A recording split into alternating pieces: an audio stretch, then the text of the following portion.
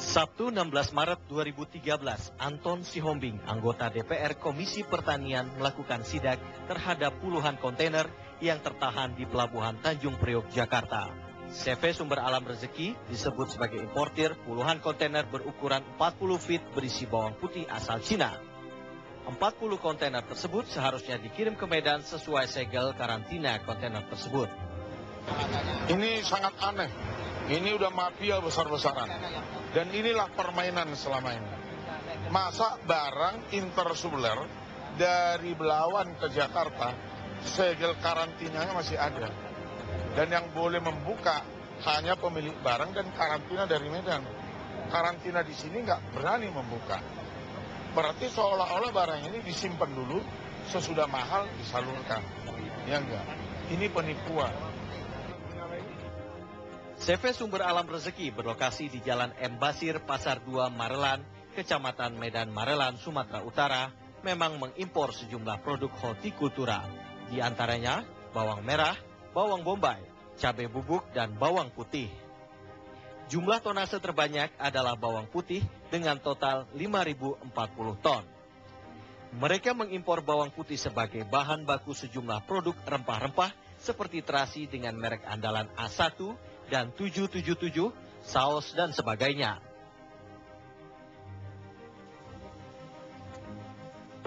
Pengolahan nggak? Terima aja semua. Jadi udah jadi?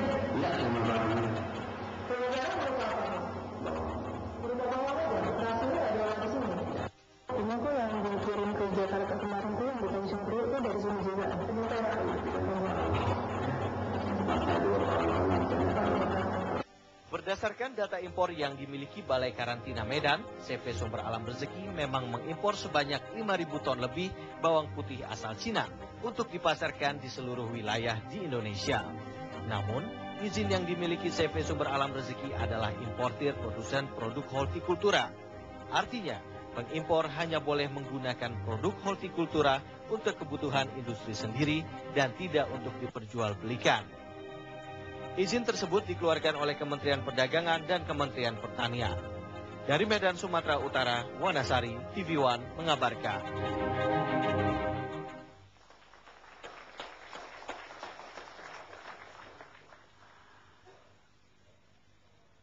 Pemirsa, kita lanjutkan diskusi kita. Ada seorang Jeffrey Etcher menulis The Russian Mafia. Mafia Rusia dan dampaknya terhadap ekonomi. Etcher mengatakan bahwa 4 tahun terakhir kebijakan di Rusia mengungkapkan ekonomi baru Rusia sudah jadi mangsa dari mafia Rusia dan sudah mempengaruhi ekonomi kapitalistik baru di Rusia. Mudah-mudahan ini tidak terjadi di kita. Tapi Pak DPR tadi udah lari ke Pak Anton, larinya ke mafia. Apa udah Pak Anton lihat ada mafia di sini? Terima kasih Bang Karni dan seluruh peserta. Tadi Pak Dirjen bilang Pak Anton udah jawab kayaknya. Jadi saya dari 2 unsur Karni, dari komisi tinju juga. Jadi Kita ganti aja Pak. mengenai kontainer di Tanjung Priok itu saya sidak sendiri pada hari Sabtu minggu kemarin 40 kontainer. Saya nyampe di tempat 9 kontainer sudah turun, udah keluar. Barang itu kontainer itu nyampe tanggal 14. Tanggal 15, 9 kontainer sudah keluar.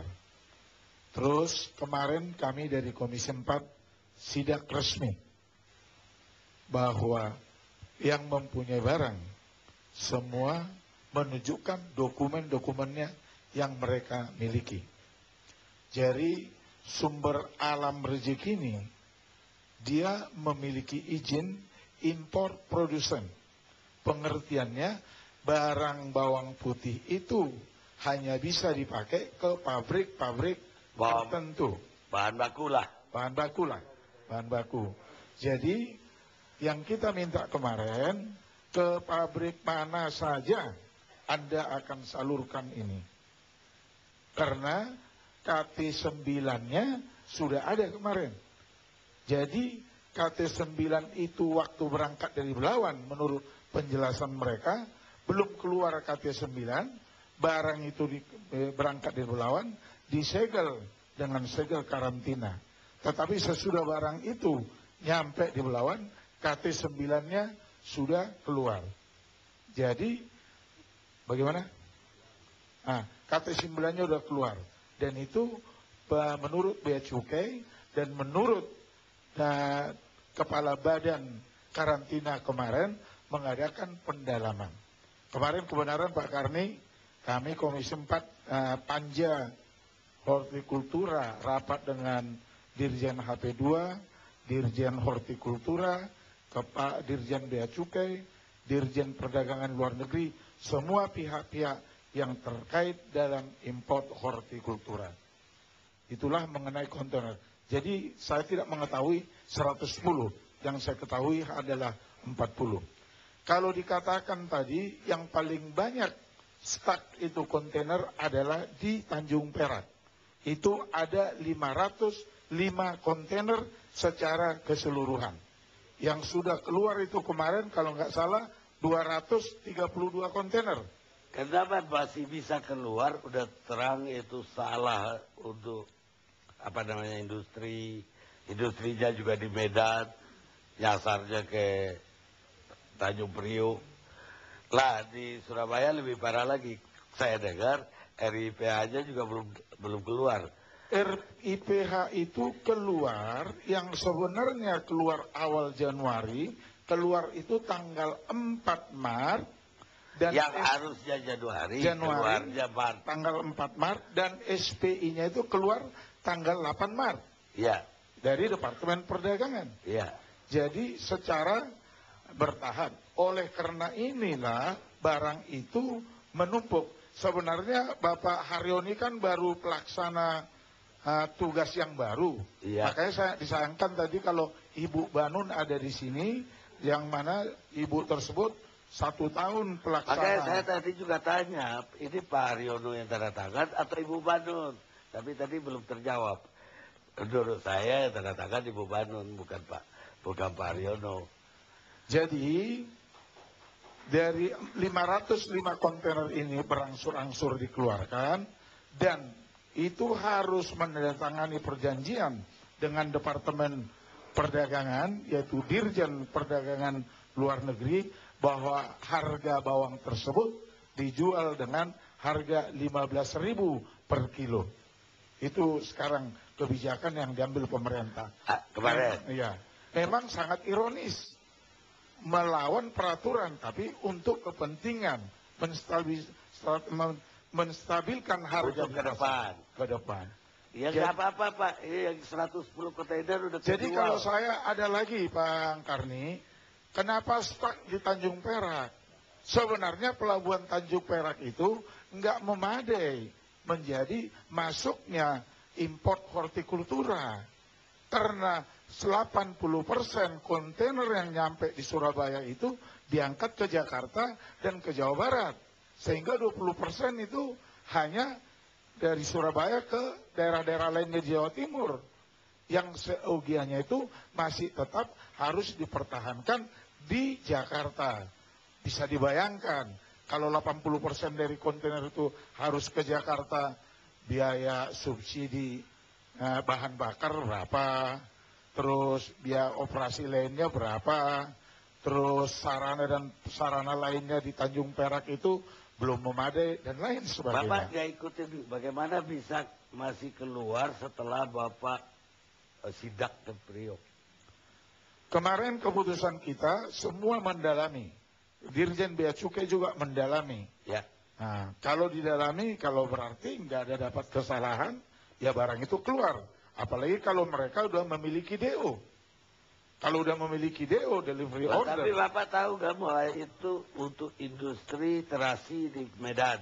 Makanya yang kita minta harus diberitahu, ditunjukkan, dan bahwa barang itu disalurkan kepada pabrik dan menggunakan barang itu menjadi bahan baku, Iya, bukan ke pasar. Itu kan Bapak minta. Ya. Mana buktinya disalurkan? Ada nggak? Nah, ini yang masih kita tunggu. Dan Bapak masih tunggu itu barang udah terjual. belum tahu kita, belum tahu, baru ini tahu. Udah jalan. Malam ini di Keramat Jati pun nggak ada tuh barang udah. Oh ya Pak. Silakan Pak.